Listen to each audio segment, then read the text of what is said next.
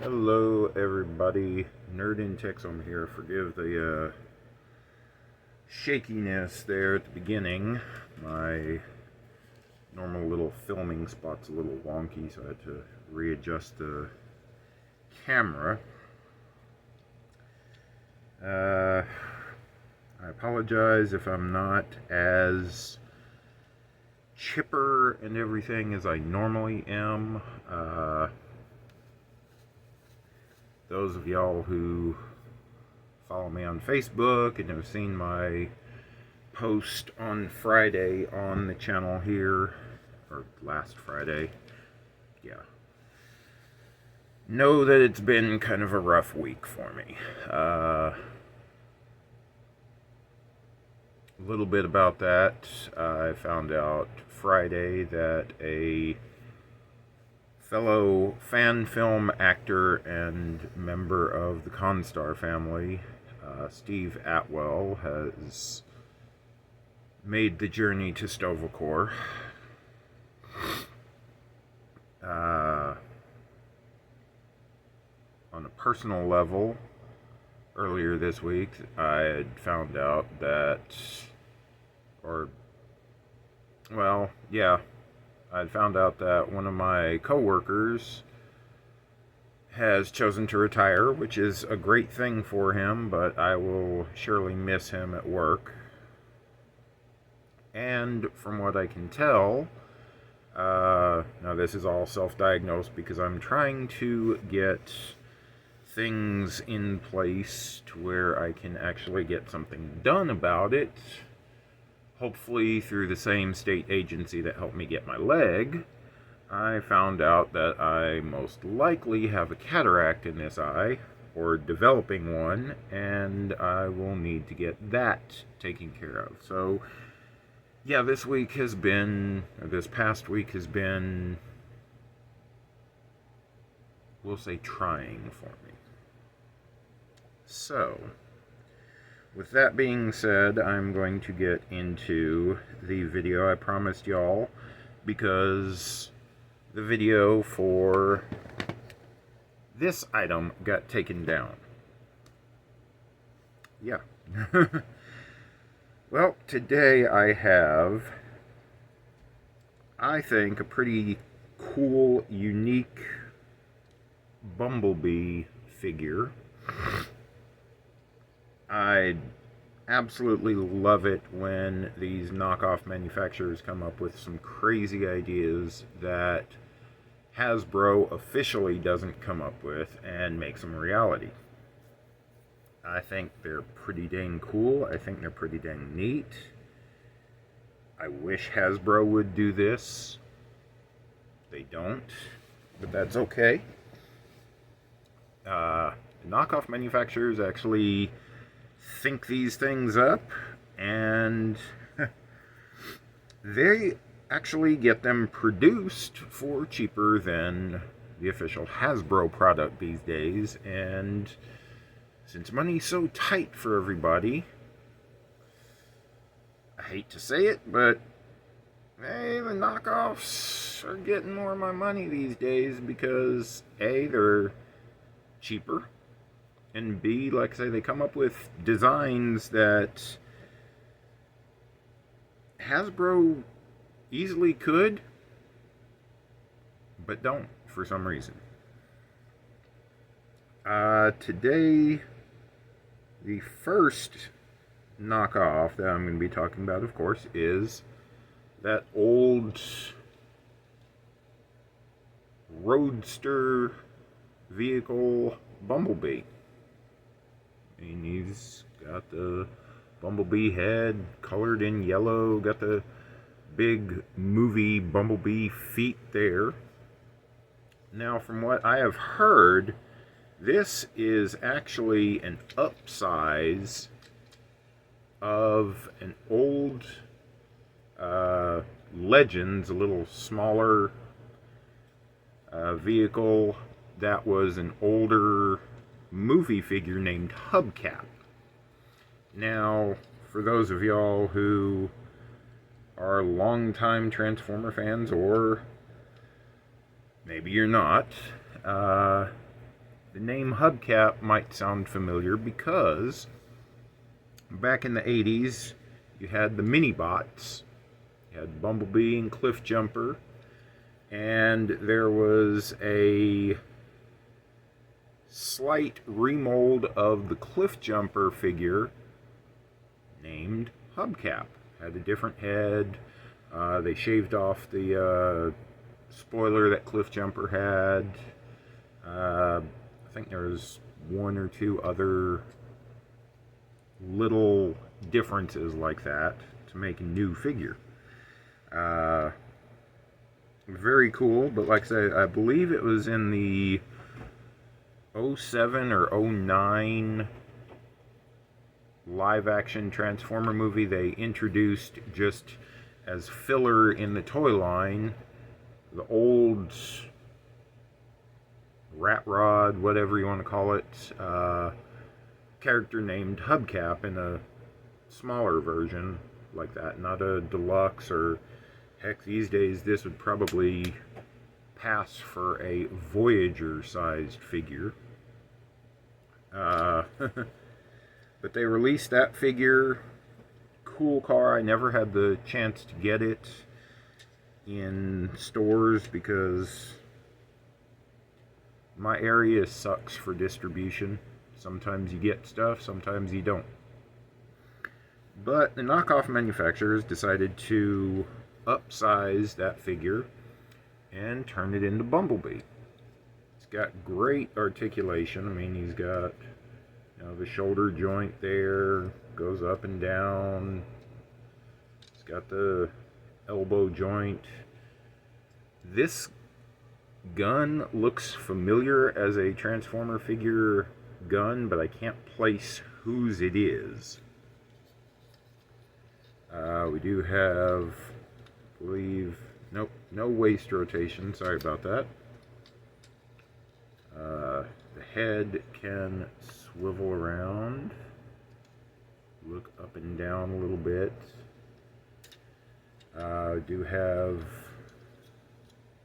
leg articulation out to the side, to the front, can kick back. The knee can't really do a whole lot because the roof of the car ends up connecting back there, so you don't get a whole lot that way.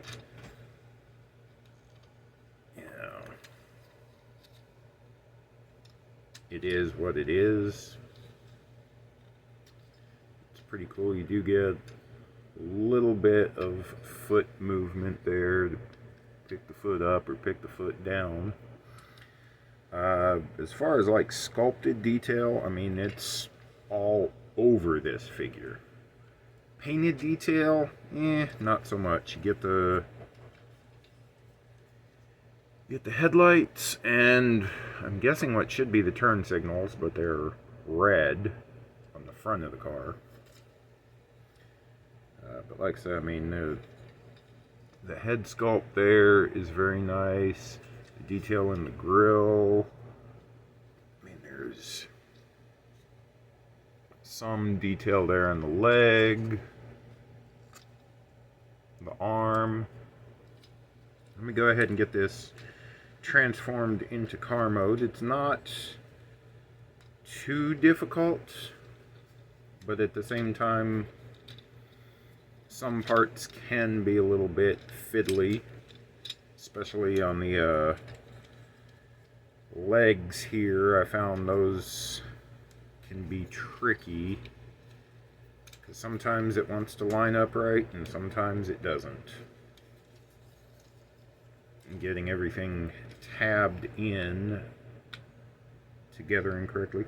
Also, one thing that I found out, I don't know if it's intentional this way, sometimes figures don't have storage for their weaponry, but I found out that if before you fully tab the legs together, there's this little split here. You can stick the gun in kind of between his feet and then pinch the car parts together.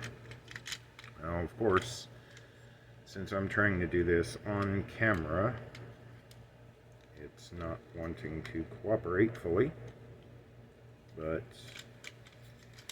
I will get this.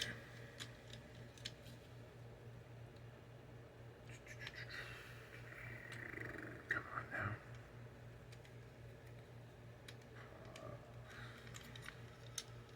Yeah, it's always when you do something on camera that it doesn't want to fully cooperate, you know, the live version of things. Let me just go ahead and get him into car mode, and then we'll try for a weapons storage here in a moment.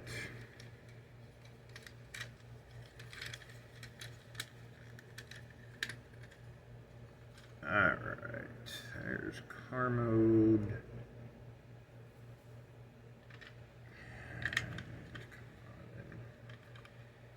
Stick it together. There we go. I mean, it is loose and wiggly, but it does give an option, if you collect these things, of where to store his weapon, since if you tried to stick it in his hands there, I mean, it would stick out way far from the bottom of the car and wouldn't look right.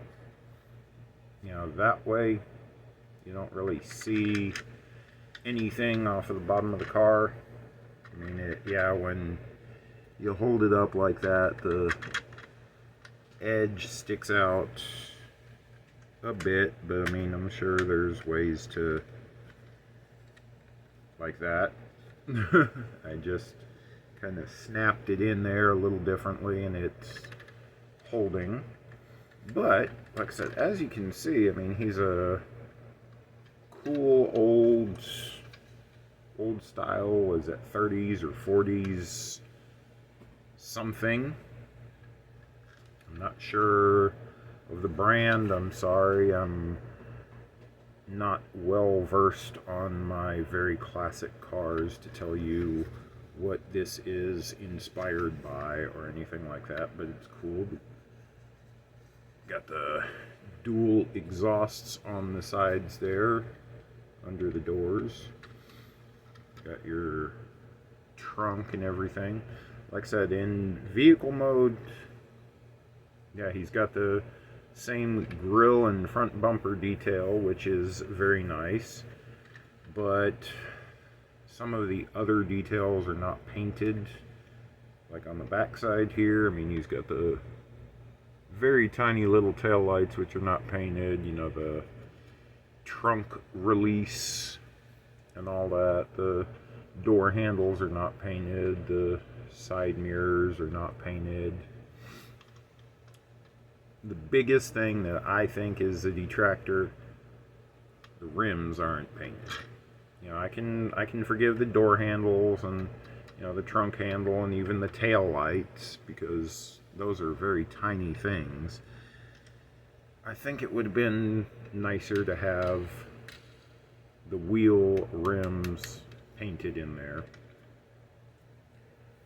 I'm not the designer. I didn't make it. That's all stuff that in time, with a paint marker, I can fix myself, so not that big a deal. Oh yeah, and the back bumper is not painted, so yeah, again, for, I believe it was like about $8 shipped. This is a pretty nice figure here. Again, for comparison, $8 knockoff, $25 actual figure. Yes, I still like the official ones. Yes, I still buy them as I can afford them, but I do get the knockoffs because they're cheaper. This one, like I said, is pretty good quality. and they come up with stuff that either A, Hasbro is unwilling to re-release, or B, they come up with some wild ideas that Hasbro never even thought of. Alright, y'all. Take it easy. Nerd in Texoma. See you next time.